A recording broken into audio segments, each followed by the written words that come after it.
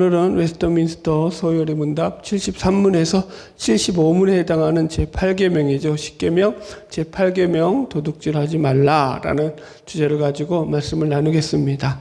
제가 이거 원래는 다 하려고 했는데 이 8계명의 요구와 8계명의 금지 두 가지가 오늘 다 하려면 한 2시간을 해야 될 것 같아가지고 금지는 뺐어요. 그리고 74계명까지만 나눌 겁니다. 예, 그래도 양이 만만치 않아요, 여러분들. 하여튼 은혜로운 시간 되기를 소망합니다. 자, 1번부터 읽으면서 시작할게요. 사람에 대한 계명, 5계명에서 10계명. 10계명은 크게 두 파트로 나누죠. 하나님에 대한 계명과 사람에 대한 계명으로. 그래서 사람에 대한 계명은 5계명에서 10계명까지로 그 전제가 되는 게 내 이웃을 내 몸과 같이 사랑하는 말씀과 황금률이라고도 부르는 것. 남에게 대접을 받고자 하는 대로 너도 남을 대접하라 라고 하는 이 큰 전제를 가지고 이제 우리가 말씀들을 계속 살피고 있습니다. 그래서 예를 들어서 제5계명은 하나님의 형상인 이웃을 존중한 것을 가리키죠. 그리고 제6계명은 하나님의 형상인 사람의 생명을 귀히 여기라는 것이고요. 제7계명은 하나님의 형상인 사람의 순결을 보호하라는 거예요. 그렇다면 이제 제8계명은 뭐가 되겠어요? 하나님의 형상인 사람의 소유권을 존중하라는 거예요. 그래서 이걸 제가 이제 소유권이라는 개념으로 좀 풀어봤거든요. 소유권에 대한 담론이라고 썼는데, 그러니까 6계명에서 9계명인 살인과 간음과 도둑의 문제는 자신의 소유가 아닌 상대를 향하여서 자신의 소유권을 행사하려고 하는 기만적이고 교만한 마음이라고 할 수 있다. 이렇게 정리했어요. 그러니까 우리가 지금 이 6계명도 그렇고 5계명부터 마찬가지죠. 모든 계명의 근거가 되는 게 뭐냐면 왜 이거 하지 말라라고 하죠? 살인하지 말라, 간음하지 말라, 도둑질하지 말라. 또 그 다음 것도 마찬가지예요. 내 이웃의 물건을 탐내지 말라. 이게 왜 나오죠, 여러분들? 이런 것들이 이게 모든 인간이 죄인이라는 그 근거에서 나오는 거예요. 그러니까 우리 가운데 그런 죄성이 있다라는 거예요, 여러분들. 예를 들어서 이 소유권으로 이 문제를 풀어볼 때 이런 거예요. 죄악에 빠진 인간은요, 스스로 자신들이 하나님처럼 되어가지고 그것이 사람 그 자체가 되었던 혹은 그 사람이 가진 물질이 되었던 그 사람이 가진 순결이 되었던 어떤 것이 되었던 그 상대방이 가진 것을 갖다가 소유하려고 하는 그런 죄된 욕망을 품고 살아간다라는 거예요. 예를 들어서 여기 제6계명 타인의 생명을 소유하려는 기만적 죄성이라고 했어요. 그죠? 그러니까 이런 거예요. 사람이 형제를 향해서 하대를 하거나 갑질을 하거나 혹은 욕을 하거나 막말을 하고 인격을 무시한다라는 건 뭘 의미하냐면은 내가 그 상대방에 대한 지배권을 내가 가졌다라고 하는 그런 오만한 발상 때문에 가능한 거죠. 여러분들. 7계명 타인의 순결을 기만하는 죄성이라고 했죠. 타인의 순결을 소유하려는 기만적인 죄성이라고 표현했어요. 그러니까 보세요. 사람이 음욕을 품고 여자를 본다라고 하잖아요. 예수님께서 말씀하신 것도. 그게 뭘 의미하냐면은 그러니까 상대를 자기 것으로 취하려고 하는 그 목적 때문에 더러운 목적이죠. 하나님의 형상을 닮은 그 사람의 그 고귀한 존재를 인정하지 않는 거예요. 그리고 하나의 자기의 소유물로서 획득하려고 하는 거죠. 대표적인 예가 다윗의 장남이었던 암논이, 그죠? 그 이복 누이 동생인 다말을 갖다가 겁탈을 하잖아요. 사랑해서 겁탈을 해요. 참네, 그게 사랑인지 뭐 하여튼가 이놈의 새끼가 그렇게 해요. 그죠? 죽은 사람한테 욕하는 건 좀 그렇네. 그래 놓고는 여러분 그 뒤에 뭐라고 하죠? 암논이가? 예?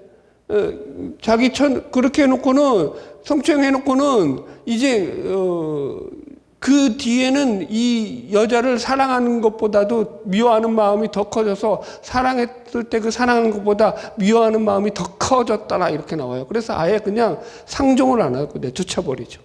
여기에 대해서 이제 그 오빠였던 압살롬이 이 분노가 일어난 거 아니에요. 그러면서 이제 그 다윗의 아들들, 이 암논을 표하는 아들들을 죽여버리면서 거기 반란이 일어나게 되는 그 배경이 되는 게 이 사건이죠.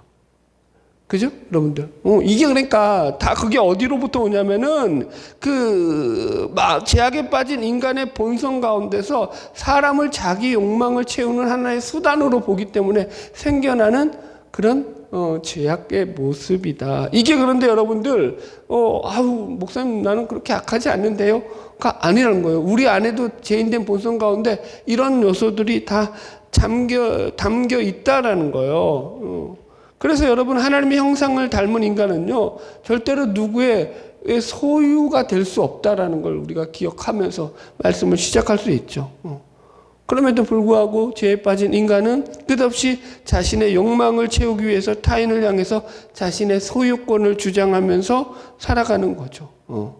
그러니까 여러분들 보세요. 우리 이 개신교 역사에서도 마찬가지잖아요. 이게 말씀에 제대로 눈이 안 떠졌을 때는요, 노예 장사하는 게 그게 아무런 죄책감 없이 그러니까 그죠? 서구 유럽에서 노예 상의를 했고 지금도 마찬가지예요. 미국의 남부 쪽에 가면은요, 남부 쪽 사람들은 신앙이 되게 좋은 부류거든요. 그런데 이 남부인들이 가지고 있는 사상 중에 하나가 뭐냐면은 흑인들을 사람 취급 아직도 안 해요. 왜? 얘네들은 노예 제도의 그 어떤 그게 문화가 그 머릿속에 아직도 박혀 있는 거예요. 그러니까 고약한 거죠. 이게 그러니까 그게 신앙이 있다라고 말할 수도 없는 거죠, 사실은. 그러면서도 자신들은 아주 신앙이 좋다라고 얘기하죠. 여튼 넘어갈게요. 하여튼 이런 배경 속에서 우리가 지금 제 8계명을 살피게 될 것이다. 자, 넘어갈게요. 제 73문. 제8계명은 무엇입니까? 계명의 내용 답. 제8계명은 도둑질하지 말라입니다. 가볍게 예화로 이제 말씀을 시작할게요. 말씀을 준비하다가 이제 이 인터넷에 올려놓은 재밌는 얘기가 있어서 제가 따와봤는데요. 이제 아버지와 딸이 길을 가다가 이제 옆에 참외밭이 있는 거예요. 그래서 출출한 김에 이제 밭 옆에 삐져나온 이 참외 하나를 갖다가 따가지고 아버지와 딸이 나눠 먹었는데 글쎄 참외가 너무 맛있는 거예요. 그러니까 이제 아버지가 욕심이 생긴 거지. 야, 이거 너무 맛있는데 몇 개 따가야겠다. 라고 해가지고는 주인도 없겠다. 몰래 그 참외밭에 가서 참외 서리를 할 작정을 하고 딸에게 야, 아빠가 참외 좀 따올 테니까 너 망 잘 보고 있어야 돼. 하고는 이제 참외밭에 들어갔어요. 그리고 참외를 따려고 고개를 숙이는 순간 갑자기 딸이 아버지 누가 봐요. 이러는 거예요, 딸이. 깜짝 놀라가지고 눈을 탁 들어가지고 보니까 아무도 없는 거야. 그러니까 이제 아버지가 야, 이상한 소리 하지 말고 아무도 없는데 왜 그런 소리 하고 그래? 이상한 소리 하지 말고 망이나 잘 봐. 그러고는 또 참외를 따려고 고개를 숙이고 따려고 하는데 또 딸이 아버지 누가 봐요 이러는 거예요. 그래가지고 또 화들짝 놀라가지고 돌아보니까 아무도 없는 거야. 아니 아무도 없는데 누가 본다 그래. 그러면서 아버지가 막 역정을 내니까 딸이 뭐라고 하냐면 아버지 하나님이 봐요. 그러시더라고요. 여러분들도 아는 예화인데 좀 썰렁했어요. 그러니까 여러분들이니까 우리가 늘 조심해야 되는 거죠. 자, 이제 2번 73문 들어갑시다. 무엇이 8계명에서 요구됩니까? 답 같이 읽을까요? 시작. 8계명은 우리 자신과 타인의 부와 재산을 합법적으로 취득하고 증식시킬 것을 요구합니다. 그래서 제 8계명의 요구는요, 우리 자신과 타인의 부와 재산을 합법적으로 획득하고 증식시킬 것에 대한 요구라고 나와 있어요. 제가 오늘 말씀의 참고 자료를 어디로 했냐면은 웨스터민스터에 나오는 대요리 문답 해설을 참고를 했어요. 여기 이제 141문에 해당하는 내용이거든요. 되게 많아요. 10가지나 돼요. 그러니 이게 여러분들 제 성정상 이거 하나하나 그냥 넘어가지겠어요? 이게 오늘 그러니까 이게 많아요, 내용이. 그러니까 이제 우리 읽으면서 하여튼 은혜 받는 시간 되기를 소망합니다. 자, 이제 1번. 그래서 첫 번째가 뭐냐면 계약이나 거래를 할 때 진실과 신실과 공의로 하라는 거예요. 그래서 제가 이제 2가지 성경 구절을 갖다가 예시를 써놨어요. 시편 15장 15편 2절 정직하게 행하며 공의를 일삼으며 그 마음에 진실을 말하며 스가랴 8장 16절로 17절 너희가 행할 일은 이러하니라 너희는 이웃과 더불어 진리를 말하며 너희 성문에서 진실하고 화평한 재판을 베풀며 마음에 서로 해하기를 도모하지 말고 거짓 맹세를 좋아하지 말라 이 모든 일은 내가 미워하는 것이니라 여호와의 말이니라. 자, 그래서 이게 이제 보세요. 계약과 거래에서 진실과 신실과 공이라고 했어요. 그죠? 첫 번째가 뭐라고요? 계약하고 거래예요. 계약하고 거래할 때 있는 거 진실하게 하고, 그죠? 신실하게 하고 공의롭게 하라는 거예요. 자, 진실이라는 것은 제가 이렇게 풀이해놨죠. 계약과 거래에 있어서의 진실, 속이는 것 없이 하라. 계약을 하거나 물건을 거래할 때 거짓 없이 하라라는 거예요. 그러니까 계약을 할 때 이건 이제 좀 과거적인 거죠. 그러니까 이 속이는 목적을 가지고 계약을 거짓 계약하는 거죠. 예를 들어서 전세 사기 같은 거요. 여러분들 우리도 한때 지금도 마찬가지고 전세 사기로 피해 보는 사람들이 많죠. 깡통 전세라든가 신탁 전세 사기라든가 여러분들 그거 사기한다 그러면 공부 열심히 해야 돼요. 최근에 이제 제가 하나 사례를 예를 들어 드리면 이거 사기 당하지 말라고 알려드리는 거예요. 그래놓고도 당해요. 하여튼간 이게 사기꾼들은요 아주 그냥 도사예요, 도사들. 저 사기를 어떻게 치냐면은 전세로 들어가게 되면은 이제 전입 신고를 하잖아요.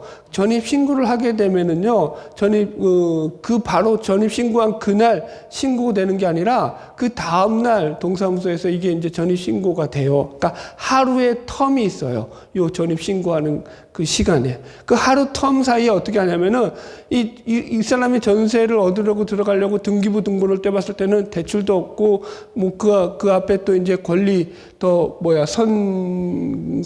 있는 그런 사람들도 없고 채무자도 없고 채권자도 없고 하여튼간 깨끗했어요. 그리고 나서 내가 전입신고를 했는데 전입신고하고 나서 그 하루에 그 텀 사이에 이 주인이 악덕업자죠. 이 주인이 뭐라냐면은 왕창 대출을 받아버리는 거야. 그 집을 담보로. 그러면은 보세요. 전입신고는 언제 되는 거예요? 그 다음날 되죠. 대출 받은 그날은 그 전날이죠. 그러면 은행이 뭘 가지는 거예요? 먼저 선순위 채권을 갖게 되는 거예요. 그래갖고 날라버리는 거예요. 그럼 경매로 넘어가면은 그 돈은 그리고 이제 그거 날라버리는 거죠. 벌써 자기 전세금하고 그 대출금을 받으면요. 그 집 두 채 사고도 남죠. 무슨 말인지 이해하셨죠? 그런 식으로 사기를 치는 거예요. 이 세상에 죽일 놈들이 많아요. 사기꾼들이. 또 하나가 뭐냐면은 이 자동차 허위 매물 같은 거. 제가 여러분 이거 준비하느라고 유튜브 많이 봤습니다. 도대체 어떻게 사기를 치느냐. 그러니까 유튜브 보니까 보통 예를 들어서 이제 1,000만 원짜리 중고차를 어떻게 사기를 치냐면은 그걸 500만 원이다 400만 원이다 반값 이하로 확 깎아버려요. 그럼 여러분들 그게 눈이 가요 안 가요? 1,000만 원짜리 차인데 500만 원에 판다.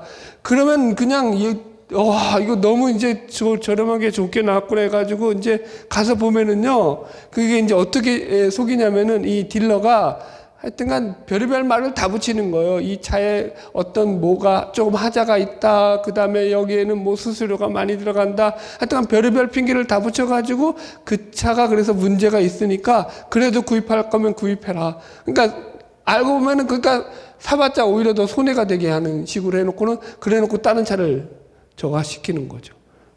자기들이 준비해 놓은 제2, 제3의 차들을. 그래서 덤탱이 쓰는 거예요, 여러분들. 하여튼간 저질들이 많아요. 그러니까 이런 지금 진실 하지 않는 거죠. 이 계약할 때 이런 것들 조심하고. 그 다음에 두 번째가 신실이에요. 신실은 진실과 속인다는 차원에서는 비슷한데 내용이 좀 달라요. 보세요. 계약한 내용, 약속을 앞으로 잘 지키라는 거예요. 그래서 이 진실한 계약을 하라는 것은 과거적인 개념이라면은 계약에 있어서 신실하라는 것은 앞으로 약속을 잘 지키라는 차원에서 미래적이라는 거죠. 예를 들어서 이런 거죠. 제가 예로 노쇼 상태를 지금 예를 써놨어요. 노쇼가 뭐냐면은 노가 부정이고 쇼가 나타나다예요. 그래서 노쇼라는 그 단어적인 의미가 원래 계약했던 그 장소고 약속한 장소에 나타나지 않는 거예요. 대표적인 게 식당에 그죠? 단체 예약 손님 잔뜩 걸어놓고는 안 와버리는 거죠.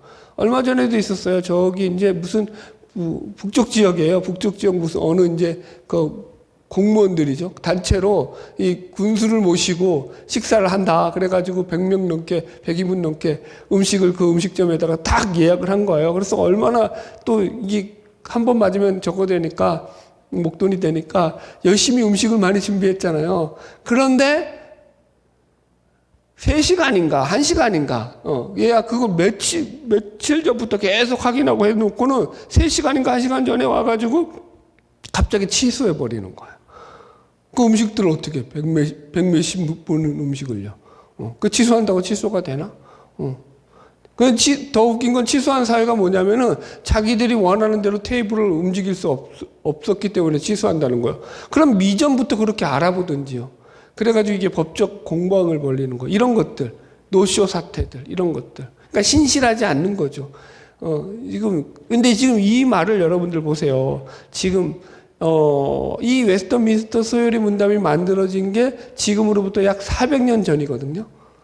그러니까 아직까지 완벽한 이 자본주의 사회가 형성되어 있지 않던 시절이에요. 그런데도 지금 이 완전한 시장 경제와 자본주의 사회가 완성되어 있지 않던 이런 시절인데도 이제 우리가 계속 다루면서 알게 되겠지만은 거의 오늘날 우리들이 볼 때 오늘날 이런 것과 이 너무 흡사하게 너무 그저 잘 그렇게 정리해 놓은 거죠, 여러분들. 우리가 배우면은 도움이 될 거라고 생각을 해요. 그래서 자, 넘어갈게요. 그 다음에 세 번째가 계약과 거래에 있어서의 공의예요, 공의. 이게 그래서 이제 그 다음 2번으로 연결되는데 각자의 마땅한 몫을 주는 거예요. 공평한 정의를 실현하는 거죠. 그래서 2번, 각자의 마땅한 몫을 주는 것이 공의예요. 그러니까 제가 이 예를 마이클 샌델이 쓴 유명한 사람이죠. 하버드대 교수로 정치 철학자인데 이 마이클 샌델이 쓴 정의란 무엇인가라는 그 책의 예화 하나를 가지고 여러분들에게 설명을 드릴게요. 임금의 격차에 따른 그 의견들이에요. 요즘 같은 시절에 임금의 차이가 너무 많이 나잖아요. 그죠? 이거에 대해서 이제 사회적인 논의가, 이 사람은 이제 정의란 무엇인가라는 그 책에서 자기 나름대로 이걸 갖다가 이제 이 설명을 하는 거예요. 그래서 이 책에 보면은 정의 추구를 위해서 3가지의 가치가 있다라고 해요. 복지, 자유, 미덕. 그러니까 복지라는 것은 공리주의예요. 최대 다수의 최대 행복. 그래서 그 다음에 자유라는 것은 이거죠. 자유시장 경제 체제. 그걸 얘기하는 거예요. 그래서 이 2가지는요, 예를 들어서 지금 임금에 대한 문제에서 격차가 너무 많이 나잖아요. 예를 들어서 미국의 웬만한 그 기업의 오너들은요, 사장들은요, 일반 사원보다 100배 이상 월급을 받아요. 이런 시간은 더 많이 일하나? 아니죠. 일 덜 할걸요, 더. 근데 받는 건 그렇다는 거죠. 그건 너무 이제 갭이 심한 거죠. 그런 갭들이 지금 뭐 말할 것도 없죠. 뭐 예를 들어서 뭐 웬만한 프로 선수들이 받아내는 그 연봉이라든가, 그죠? 예를 들어 배우들이 받아내는 그 어떤 개런티 같은 문제들은요, 우리 상상을 초월하죠. 아니 여러분들, 저도 얼굴이 되고 목소리가 됐으면, 키도 되고 했으면 저도 배우 했을 거예요. 네, 돈을 벌 수 있으니까. 웃자는 얘기인데 썰렁했군요. 너무 많이 받잖아, 받아도. 그죠? 네, 상상을 초월한단 말이에요. 그러니까 너무 사회적 갭이 심하다라는 거죠. 과연 그런 것을 어떻게 생각해야 되느냐 해서, 예를 들어서 이제 이걸 갖다가 복지 차원에서 얘기를 하자면 이런 거예요. 공리주의라고 했잖아요. 그러니까 이게 공급자의 입장으로 바라보는 거거든요. 공급자의 입장으로 바라볼 때는요, 여러분 보세요. 이 값이 올라갈수록 자기들이 벌어들이는 수입이 커지는 거 아니에요. 그럼 값을 더 올리는 거죠. 그러면 거기 또 혈안이 돼가지고 값이 올라가니까 그걸 자기가 그런 사람이 되려고 거기에 달려드는 사람들이 있겠어요, 없겠어요? 생겨나는 거죠. 공급자들이 생겨나는 거예요. 그러니까 이게 시장 경제의 선순환이라고 생각하는 거예요. 이 복지, 공리주의에서는. 2번째 자유경제주의는 소비자의 입장이거든요. 소비자 입장에서는 이런 거예요. 이 사람들이 필요하니까 그렇게 비싸게 사는 거 아니냐. 이것도 자유시장 경제다. 그러니까 이거는 문제가 없는 거다라는 거죠. 근데 샌델은 여기 이제 마지막 3번째 가치인 미덕을 집어넣어요. 미덕. 왜 미덕을 집어넣냐면은 이 이렇게 해가지고는요, 온전한, 그니까, 정의가 실현되어질 수 없다라는 거예요. 그러니까, 제가 그대로 읽어드릴게요. 그분의 책을 써 있는 것을. 이렇게 말해요. 정의로운 사회는 단순히 공리를 극대화하거나 선택의 자유를 확보하는 것만으로, 그러니까 이 복지와 자유만으로는 만들어질 수 없다라고 얘기해요. 좋은 삶의 의미를 함께 고민하고 의뢰 생기기 마련인 이 이견들, 다른 의견들을 기꺼이 받아들이는 문화를 가꾸어야 한다. 그러니까 미덕이라는 게 뭐냐면은 공동체가 공동으로 추구하고 공동으로 의견을 조합해서 함께 고민해서 아름다운 이 공동체를 만들어낼 수 있는 그런 의견 수렴이 되어지는 사회가 되어야 된다라는 거죠. 그게 이제 종교적이고 도덕적인 그런 어떤 바탕 위에서 미덕을 뽑아내요. 그래서 이 마이클 샌델이 존경을 받아요. 어떻게 보면은요. 좋은 평가죠. 저도 그렇게 생각을 해요, 여러분들. 자, 보세요, 여러분들. 자본주의 사회에서 벌어지는 가장 큰 폐해 중에 하나가 성공주의예요, 성공주의. 지금도 마찬가지예요. 실적 위주의 결과주의의 이 자본주의 사회는 모든 게 다 달려 있어요. 그 사람이 뭘 했든 성공을 하잖아요. 실적을 올리잖아요. 그럼 뭐예요? 그 사람은 영웅이 되는 거예요. 실적 만약에 그 실패를 하잖아요. 그러면 그 사람은 패배자가 되는 거예요. 그 사람이 아무리 노력을 했든 그 사람이 아무리 공을 세웠든 뭘 했든 다 필요가 없는 거죠, 여러분들. 여러분, 이게 그래서 사회 이런 자본주의 시장 경제 논리 속에서 성공주의가 하나의 큰 시대의 흐름으로 자리 잡으면서 이게 어디까지 밀고 들어왔죠?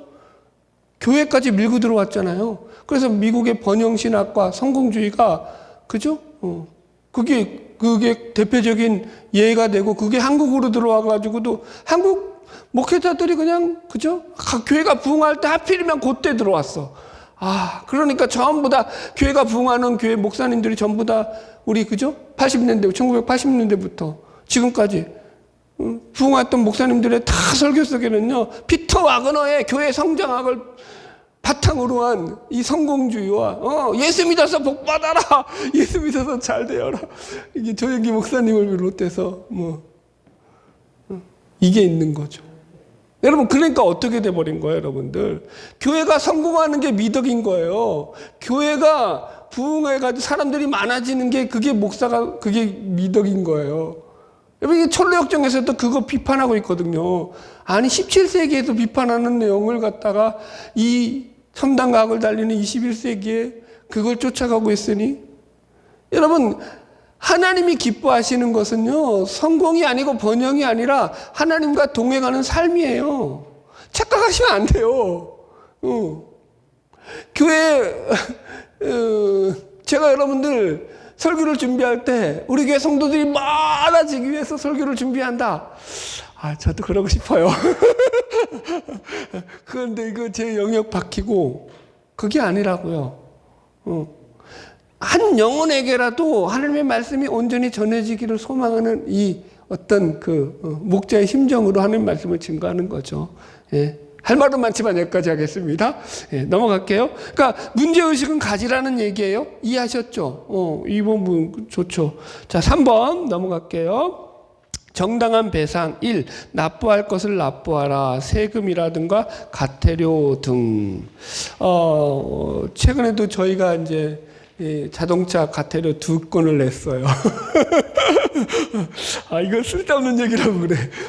자, 읽을게요. 로마서 13장 7절. 모든 자에게 줄 것을 주되 조세를 받을 자에게는 조세를 바치고 관세를 받을 자에게는 관세를 바치고 두려워할 자를 두려워하며 존경할 자를 존경하라. 제가 예를 들어서 그래서 이 고액 체납자들 예를 좀 들어놨어요.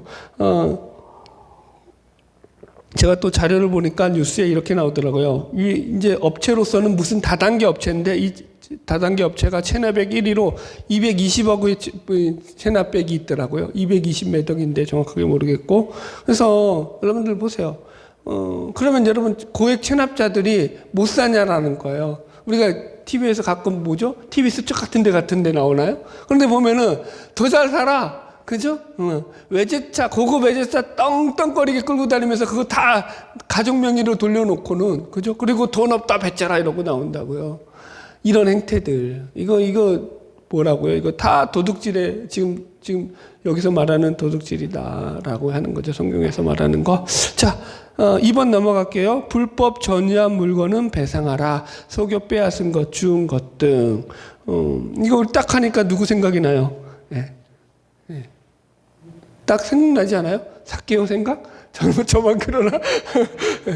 자, 넘어갈게요. 레위기 6장 2절로 5절. 누구든지 여호와께 신실하지 못하며 범죄하되 곧 이웃이 맡긴 물건이나 전당문을 속이거나 도적질하거나 착취하고도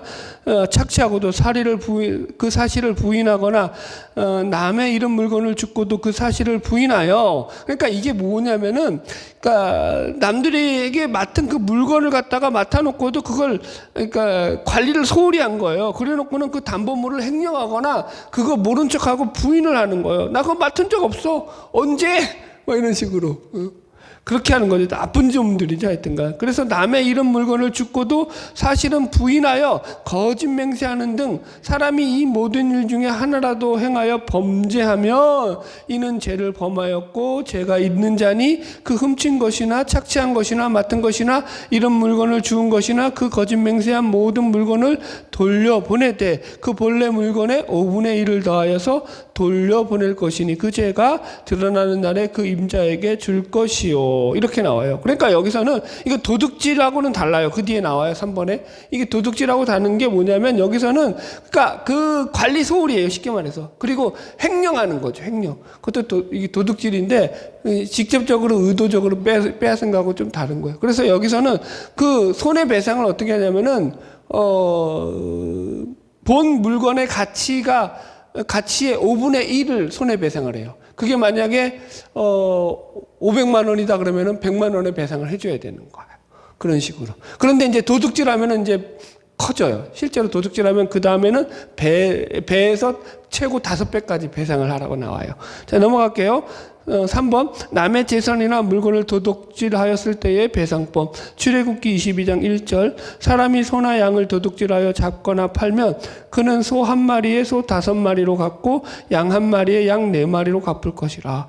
소나 양을 도둑질했을 때는요 5배와 4배로 갚으라는 거예요. 그런데 왜 5배고 4배냐? 소는 왜 5배죠? 양은 4배고? 왜 차이가 나죠 여기서는? 네? 뭐예요? 차이 나는 거. 옛날에 했어요. 11조 한다. 10계명 할 때 다 해드렸던 거예요, 이거. 왜 차이가 나죠? 소가 양보다 더 가치가 비싸니까. 그러니까 물건을 보고 이제 그만큼 값어치를 더 매겨. 그러니까 더 큰 욕심을, 소를 훔친 놈은 더 나쁜 놈이다 이거예요. 양보 훔친. 뭐 그렇다고요. 자, 넘어갈게요. 3절. 도둑은 반드시 배상할 것이나 배상할 것이 없으면 그 몸을 팔아 그 도둑질한 것을 배상할 것이라. 도둑질한 것이 살아 그의 손에 있으면 소나 낙이나 양을 막론하고 갑절을 배상할 것이니라. 그래가지고 보세요. 이게 도둑질했는데 그걸 팔아치웠으면은, 그래서 그게 물건이 없으면 이건 아예 그러니까 그 물건을 해야 할 목적으로 자기가 그걸 꿀꺽할 생각으로 도둑질했다는 데서 5배를 물어야 된다고요. 그런데 도둑질한 그 소나 양이 아직 내가 가지고 있어요. 이것은 그러니까 좀 제가 덜한 거예요. 그래가지고 그때는 5배가 아니라 배. 그래서 항상 도둑질했을 때 기본적인 배상 책임은 2배예요. 2배. 성경에서. 그죠? 예. 7절. 사람이 돈이나 물품으로 이웃에게 맡겨 지키게 하였다가 그 이웃의 집에서 도둑을 맞았는데 그 도둑이 잡히면 여기도 갑절을 배상할 것이다. 됐죠? 그러니까 몰라요. 배상하려고 하면 도둑질 해보시고. 웃자는 얘기예요. 너무 말을 너무 가볍게 하나? 그러니까 이게 참, 그러니까 인간들이 이런 것들이 있다라는 거예요. 그 시절에도 있었고 지금도 마찬가지죠, 여러분들. 이제 좀 그래서 이 4번부터는 좋은 단어들이 나와요. 타인에게 베풀기. 읽어볼까요? 타인의 필요를 살펴서 값없이 하라. 우리 것을 나누거나 빌려주라. 자신의 여유분을 필요한 사람과 나누어라. 예.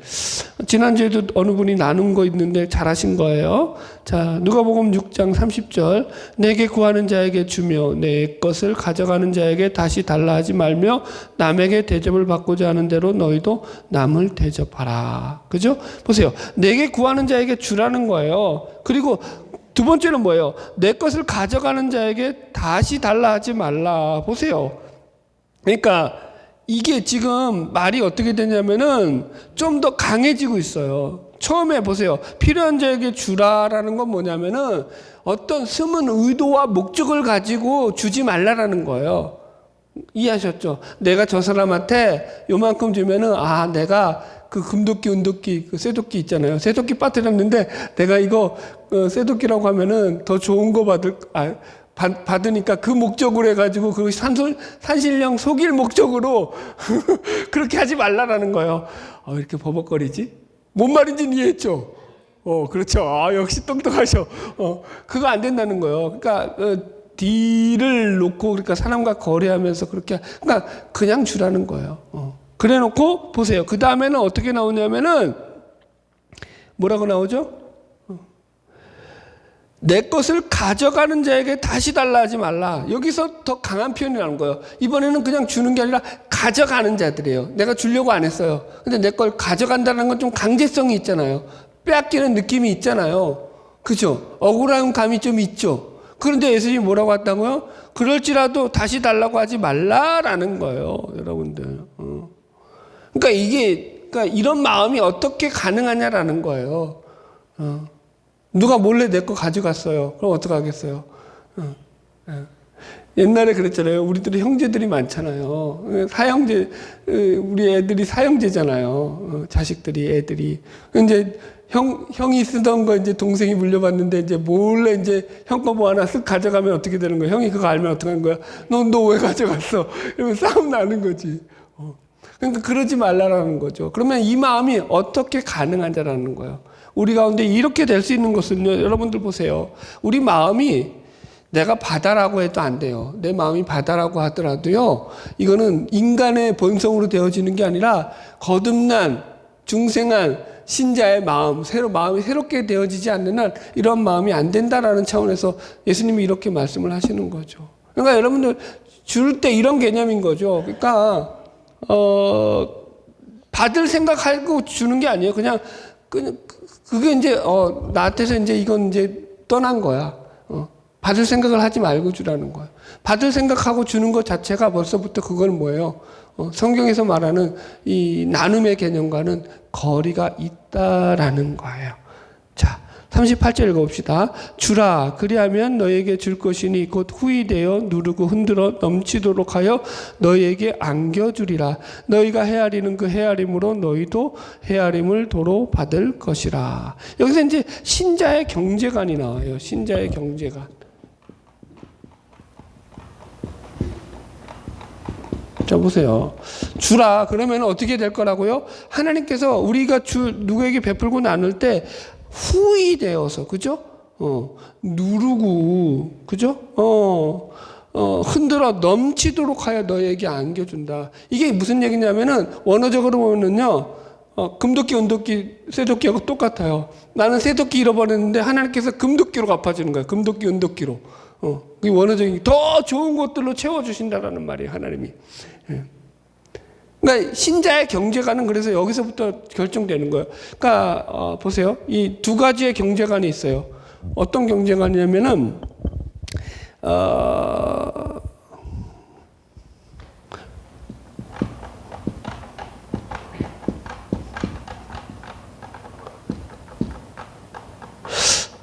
거래로 이득을 보는 거죠.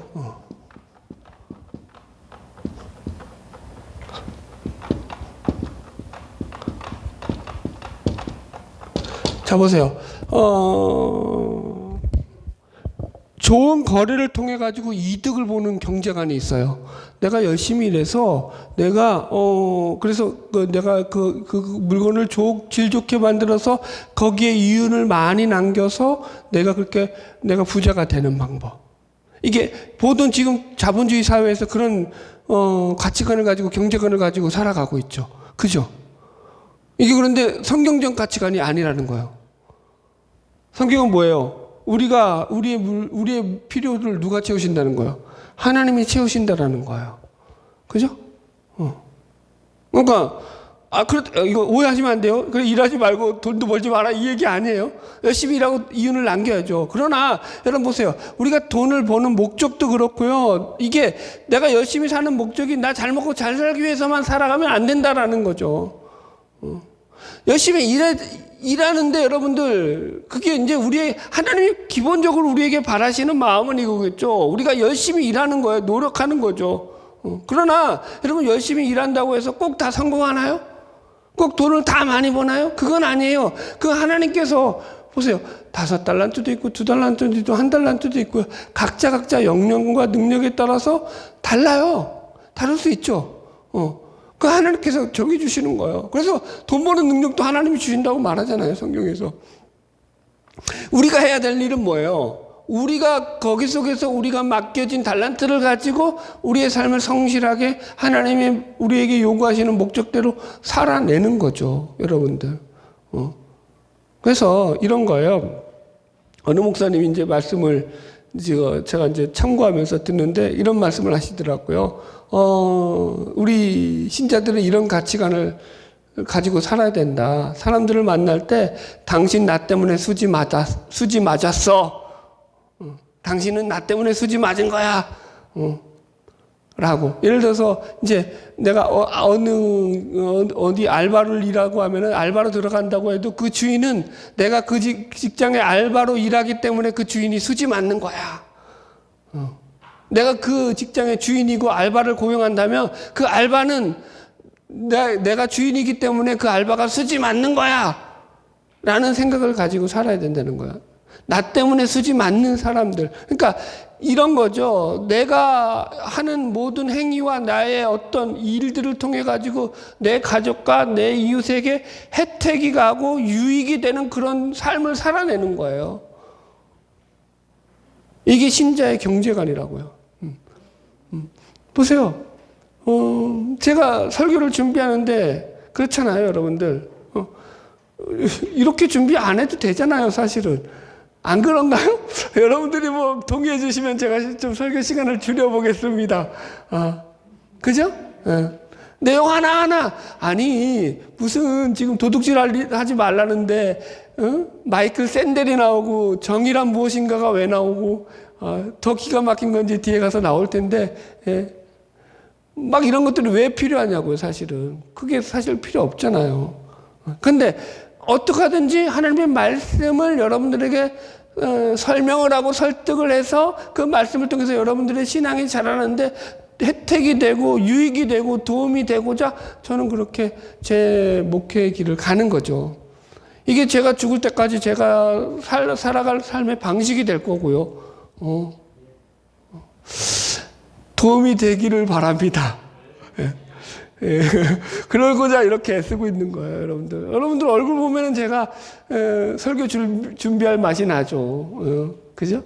예. 안 그러면 여러분 제가 이렇게 안 하죠. 자, 넘어갈게요. 이해되셨죠? 무슨 말씀인지? 자, 그 다음 거 5번 재물에 대한 절제, 세상 재물에 대한 판단과 의지와 애정을 절제하라. 그래서 디모데전서 6장 6절로 예를 들었어요. 그러나 자족하는 마음이 있으면 경건은 큰 이익이 되느니라. 우리가 세상에 아무것도 가져온 것이 없음에 또 아무것도 가지고 가지 못하리니 우리가 먹을 것과 입을 것이 있은즉 족한 줄로 알 것이니라. 그러니까 이런 거예요. 우리가 자족하는 마음을 가지라는 거예요. 그러니까 절제라는 것이 단순히 그냥 아끼고 노랭이가 되라 이 얘기가 아닌 거예요. 그러니까 아끼고 살아라. 물론 이제 검소하라가 뒤에 나와요. 그런데 아끼는 목적 자체가 틀리다고요.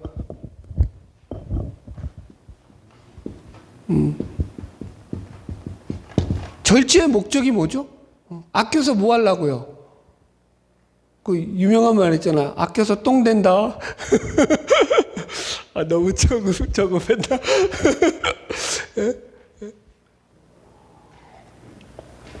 여러분, 우리는 아껴가지고 그냥 노랭이가 돼가지고 나 잘 먹고 잘 살려고 그렇게 아끼는 건 그리스도인이 아니라고요.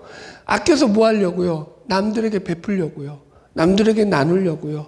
내 주위에 있는 사람들과 공동의 선을 이루는 거죠. 근데 덕을 끼치는 거죠, 여러분들. 그러니까 남을 돕기 위해서 아끼라는 거예요. 자, 보세요. 38절 그 뒤에 이렇게 나와요. 그래서 누가복음 6장 38절 같이 읽읍시다. 시작. 주라 그리 아니요, 잘못됐네요. 죄송합니다. 디모데 계속 같이 쓰니까 이게 글이 왔다 갔다 해요. 저도. 자, 누가복음 또 디모데전서 5장 8절 같이 읽읍시다. 시작. 누구든지 자기 친족 특히 자기 가족을 돌보지 아니하면 믿음을 배반한 자여 불신자보다 더 악한 자니라. 예, 참 되게 재밌는 말씀이에요. 이 말씀의 문맥이 어디서 나오냐면은 지금 디모데전서 5장에서 그 앞에 문맥이 뭐냐면은 이게 교회 안에서 가부를 돌보라는 이야기를 하다가 지금 이 말씀이 나오는 거예요.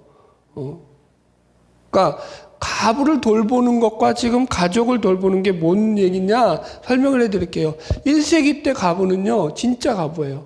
진짜 힘들었어요. 오늘날 우리가 오늘도 물론 힘들죠. 여자 혼자서 애를 키우는 거는요. 물론 그런데 그 사람이 어떤 경제적 능력이 있어요. 사회에서 경제적 능력을 가지고 돈을 벌 수 있는 사람이라고 하면은요. 그래도 웬만큼 아이들을 케어하고 돌볼 수 있잖아요. 그리고 양육권도 어쨌든 그게 주어지고. 그러니까 현대는 제도가 좋아요. 그러나 그 시절에 1세기의 가부는요.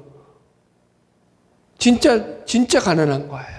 예를 들어서 여러분, 예수님께서 이 가부의 헌금 얘기하시잖아요. 헌금하면 이제 연복교회 헌금 넣는 거 보니까 다른 부자들은 헌금을 되게 많이 해요. 그런데 이 가부는요, 가만 보니까 얼마 했다고요? 2렙돈 했다고요. 2렙돈. 2렙돈이 오늘날로 치면은 약 가치로 아무리 많이 쳐도 2,000원이 안 넘어가요. 그런데 예수님이 이 가부를 칭찬하면서 뭐라고 말하죠? 이 가부는 자기가 가진 전 재산을 바쳤다라는 거예요. 2,000원이 전 재산이래요. 진짜 가난한 거죠. 무슨 말인지 이해하시겠죠?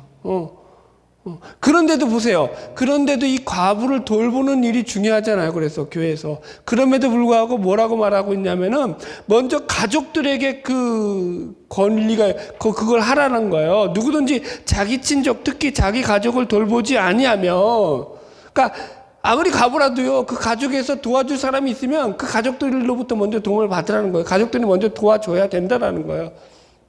그렇게 안 하면 믿음을 배반한 자요, 불신자보다 더 악한 자다. 강하게 비판하는 거잖아요. 그죠? 믿음을 배반했다라고 해요. 왜 그럴까요? 그러니까 돈이 가족보다 더 좋은 거야. 돈을 더 자기 우상으로 섬기는 거죠. 여러분들. 그러니까 여러분들, 지금 시대가 그런 시대잖아요. 돈 때문에 가족들이 찢어지는 시대잖아요. 참 서글퍼요, 서글퍼. 그죠? 여러분들? 여튼 할 말은 많지만 넘어갈게요.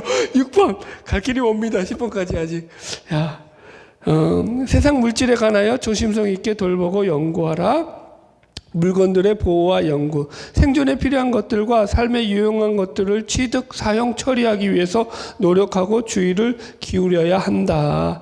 이제 그래서 대우리 문답에 보면은요, 잠언 27장 23절 말씀에 예를 들었어요. 제가 읽어드릴게요. 내 양떼의 형편을 부지런히 살피고 내 소떼의 마음을 두라.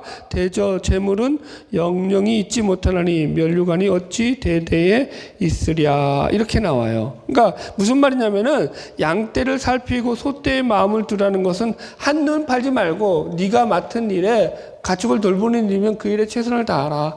그래서 이제 우리 목사님들 서재 가면 그런 거 많잖아요. 목양일념.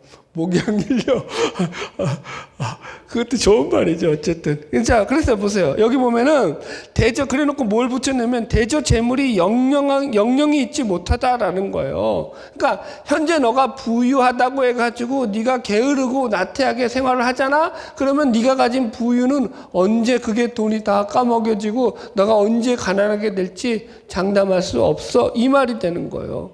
그래서 우리가 근면하고 성실함으로 열심을 다하게 될 때 하나님께서 그 가운데서 우리에게 그 바라시는 삶의 목적대로 우리의 삶을 통해서 역사하시고 일하시는 것을 우리가 기대하면서 살아가야 한다라는 거예요. 이거 뒷얘기에서 좀 더 나오니까 다르죠. 뭐. 그러니까 요즘같이 예를 들어서 이런 거 있잖아요. 한탕주의. 뭐죠? 주식 대박. 또 뭐가 있죠? 코인 투자. 또 뭐가 있죠? 노름, 도박. 예. 뭐죠? 그 다음에 복권. 이런 것들. 하지 마세요, 그냥. 예. 넘어갈게요. 7번. 직업에 대한 근면한 자세. 직업에 충실하고 근면하게 임하라. 직업이라는 말 자체 속에 하나님이 맡겨주신 천직이라는 의미가 담겨져 있죠. 그죠? 영어로 보케이션이잖아요. 복화가 하나님 부른다라는 뜻이죠. 그래서 제가 루터의 만인 제사장론을 갖다가 써놨어요. 이 직업을 하는데 이게 왜 나오냐고. 근데 여러분들 이게 도움이 돼요. 이게 무슨 얘기냐면은, 이거부터 설명할게요. 독일의 유명한 사회학자요, 철학자였던 막스 베버가 그의 책인 프로테스탄트 윤리와 자본주의 정신이라고 하는 꽤 괜찮은 책을 썼어요. 뭐 이렇게 어려워요? 근데 책이 좋아요. 프로테스탄트 윤리. 그러니까 종교개혁주의의 그 윤리가 어떤 영향을 미쳤냐면은 현대 자본주의의 근간을 이루는 기본 정신을 가져왔다라는 거예요. 그 책 제목에서 다 나오죠. 그러니까 그 예를 지금 마틴 루터의 만인 제사장론으로 제가 지금 들어드리는 거예요. 이 만인 제사장론이 뭐냐면, 신앙인은 모두 동일하게 제사장이라는 교리로 신자에게는 어떠한 계급도 없으며 누구나 하나님의 동등한 자녀임을 강조하는 평등의 개념이다. 신자는 누구나 그리스도를 고백할 때 하나님과 인간 사이에서 제사장과 같은 인간 중보자 없이 거룩한 성도이며 동일한 하나님의 자녀이다. 이렇게 나와요. 무슨 얘기냐면은 보세요. 그 당시에는요, 중세사회잖아요. 어떤 사회예요, 중세사회는? 한마디로. 계급사회예요, 계급사회. 그래서 뭐가 있죠? 왕이 있고, 귀족이 있고, 그 밑에 기사가 있고, 그 밑에 평민이 있고, 노예가 있고, 있단 말이에요. 모든 사회가 다 계급이죠. 종교는 안 그래요? 누가 있죠? 교황이 있고, 그 밑에 추기경이 있고, 그 밑에 사제가 있고, 그죠? 그 밑에 부제가 있고, 그 다음에 평신도가 있다고요. 전부 다 계급사예요. 이 계급은 뛰어넘어갈 수 있어요, 없어요? 못 뛰어넘어가요. 계급 자체가 하나의 그게 그 룰이에요, 룰. 이게 왜 사람들이 그때 중세의 종교로 몰리죠? 그나마 이 계급을 뛰어넘어갈 수 있는 게 종교거든요. 내가 평민이어도 내가 추기경이 된다. 그러면 이제 왕 앞에서 큰 소리 칠 수 있잖아. 그러니까 이제 종교에 똑똑한 인간들이 몰려들면서 어떻게 됐다고요? 종교가 타락하게 됐다는 거죠. 자, 여튼 그래서 보세요. 이게 왜 중요하냐면은 이런 거예요. 이런 계급 사회 속에서는요, 아무리 열심히 일해도 그 계급에서 벗어날 수 있어요, 없어요? 농민이 열심히 일한다고 귀족이 돼요, 안 돼요?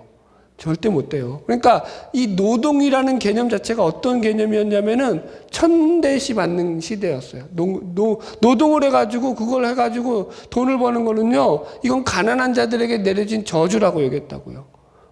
그러니까 귀족들은 노동을 안 하잖아요. 책 읽고 우아하게, 그죠? 커피 마시고 하여튼 그런 짓 하잖아요. 하여튼 사교적이고 기사들 같이 전쟁에 나가서 공이나 세우고 그런 거 한단 말이에요. 그게 선이었다고요. 그들에게는. 노동은 거의 그냥 죄에 가까웠어요. 저주에 가까웠다고요. 그런 시절에 이제 마틴 루터가 이 만인 제사장론을 딱 들고 나오면서 얘기하는 거죠.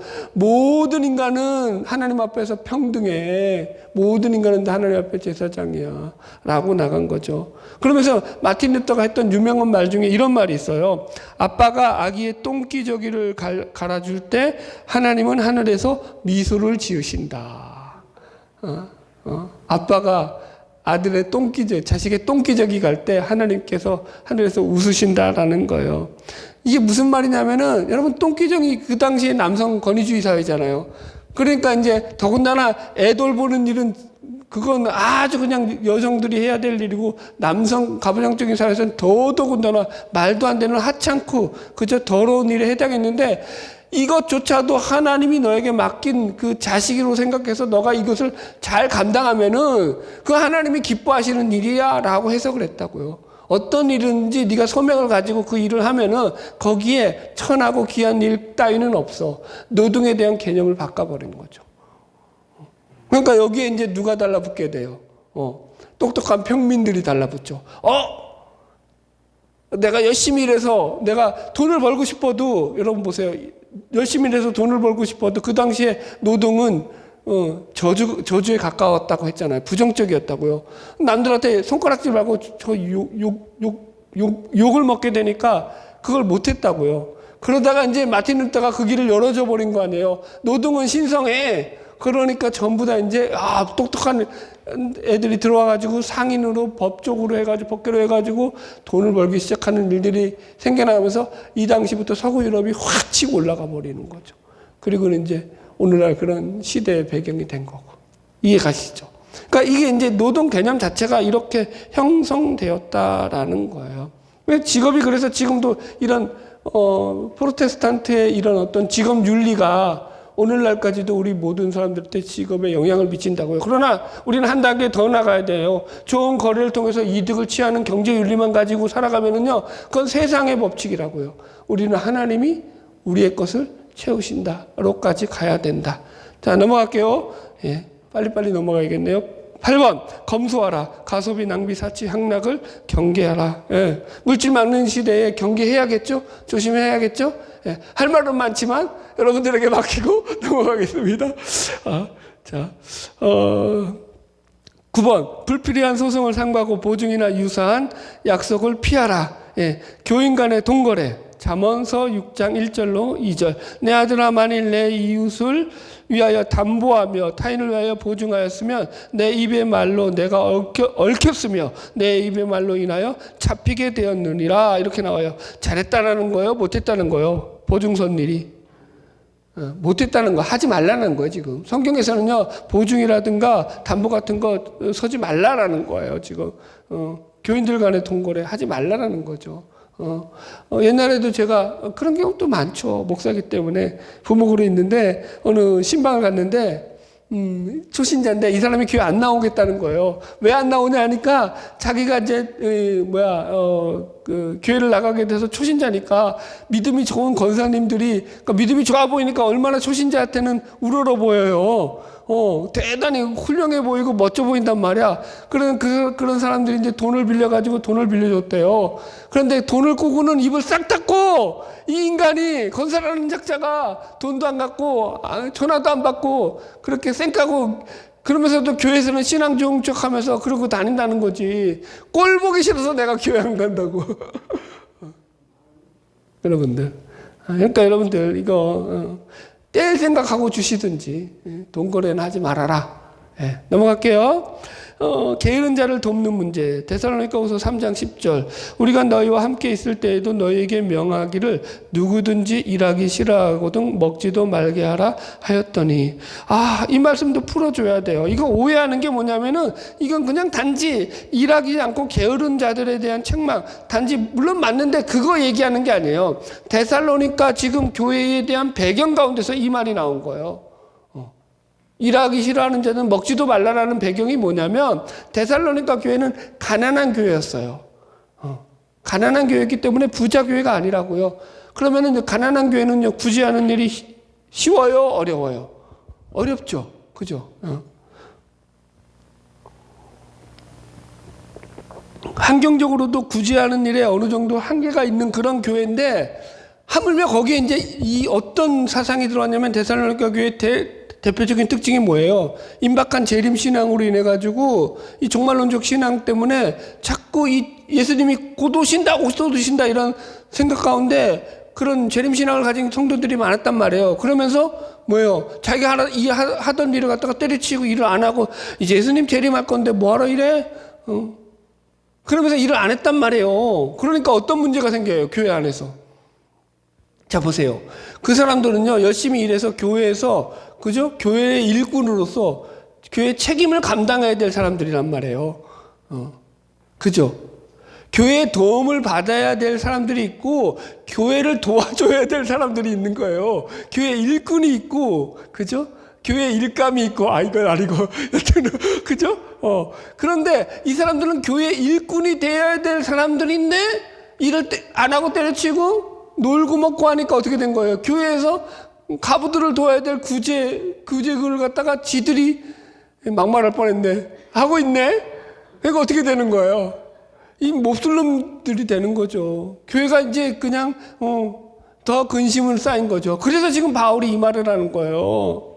이해하셨죠? 여러분들. 그러니까 누구든지 일하기 쉽거든 먹지도 말게 하라. 야, 교회에 폐를 끼치는 저런 인간들 저거 진짜 꼴도 보기 싫다 이 말이죠. 이해하시죠? 무슨 말인지. 예. 설명을 너무 저렴하게 해서 미안합니다. 넘어갈게요. 10번. 합법적인 부의 획득과 증식.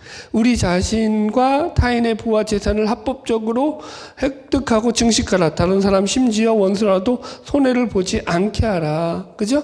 그러니까 원수라도 원수의 재산이라고 해가지고 저거 쫄딱 망해야 되는데 이런 넓으십보 먹지 말라라는 거예요. 그러니까 성경에 보면 그런 것도 나오잖아요. 원수의 소가 빠졌어요. 어디 구덩이에 빠져서. 그러면은 그거, 저놈 죽어가지고 저거 손해봐면 잘 되겠다. 그러고 지나가지 말라는 거예요. 그래서 소 꺼내줘가지고 다시 그 원수에게 돌려주라는 거예요. 심보를 곱게 먹고 살아라. 시간이 많이 가서 그만 넘어갈게요. 여튼. 그러니까 그런 거예요. 그러니까 이런 거예요. 우리의 신자라는 것은요, 기본적으로 이런 마음을 가져야 되는 거죠. 나를 통해서 모든 사람들에게 유익이 되는 그런 삶을 살아가야 되는 거죠. 정리합시다. 물질 숭배의 시대에 믿음으로 산다는 것은요, 첫 번째 신자의 경제관, 제가 얘기했죠. 내가 열심히 일해서 좋은 거리를 통해서 남기는 것 때 내가 내 필요를 하나님께서 채우신다라는 이 두 가지 경제관에 대해서 우리는 후자에 속한다. 착각하면 안 돼요. 열심히 일하지 말라가 아니라는 거예요. 그러나 그럼에도 불구하고 근본적으로 우리의 모든 것을 채우시는 분은 하나님이다. 두 번째, 하나님의 약속을 신뢰하라. 하나님이 공급하신다라는 거예요. 하나님께서는요, 너희가 구하기 전에 있어야 할 것을 내가 더 잘한다. 그러면서 그런즉 너희는 먼저 그의 나라와 그의 의를 구하라. 그러면 이 모든 것을 너희에게 더하신다. 이 모든 것은 뭐예요? 우리에게 필요한 모든 것이라고요. 그러니까 우리가 하나님을 좀 믿어드려야죠. 이렇게 설명할게요. 아무리 봐도 하나님이 뭐 내가 원하는 만큼 막 채워주시고, 하나님이 나의 삶에서 그냥 내가 그냥 뭐 아무 짓도 안 해도 그냥 매일 내 통장에 막 돈이 막, 그만합시다.